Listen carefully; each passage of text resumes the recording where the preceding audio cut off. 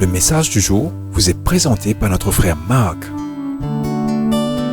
Salut chers bien-aimés de notre Père Céleste. Nous continuons avec notre message 4 habitudes pour développer un cœur qui cherche Dieu.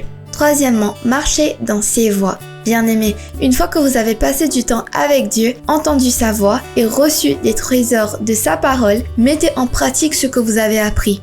C'est cela qui conduit à la véritable bénédiction, comme l'a écrit l'apôtre Jacques. Jacques 1, versets 22 à 25. Mettez en pratique la parole et ne vous contentez pas de l'écouter en vous trompant vous-même. The Bible Message.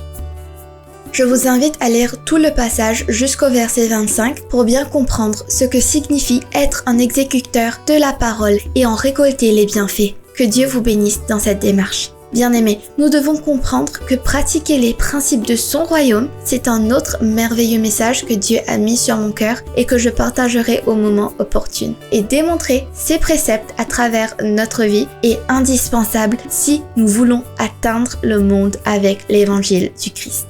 Chers bien-aimés, même Paul nous exhorte à marcher d'une manière digne de notre appel. Colossiens 1, verset 10. Pierre, lui aussi, nous ordonne « Ayez une bonne conduite parmi les païens » afin que même s'ils vous accusent de faire le mal, ils voient vos bonnes œuvres et glorifient Dieu au jour où il interviendra. 1 Pierre 2, verset 12. Bien-aimés, nous devons être transformés à l'image de Christ afin d'avoir une entrée abondante dans son royaume. Marcher selon l'esprit et vivre selon sa parole. Bien-aimé, marcher dans l'esprit et vivre selon sa parole est essentiel pour être rempli de son esprit. Une pratique quotidienne qui cultive et manifeste le fruit de l'esprit nous remplit de l'énergie nécessaire pour accomplir nos responsabilités et notre appel. Ne pas mettre en pratique ce que nous savons rend le temps passé avec Dieu et la méditation de sa parole inutile et gaspillé. Prenez cela au sérieux.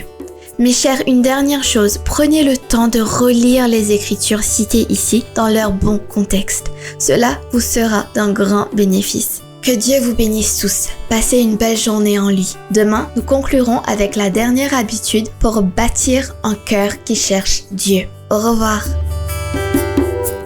Si toi aussi tu crois que la parole de Dieu est une bénédiction, partage-la et sois une source de bénédiction pour les autres toi aussi.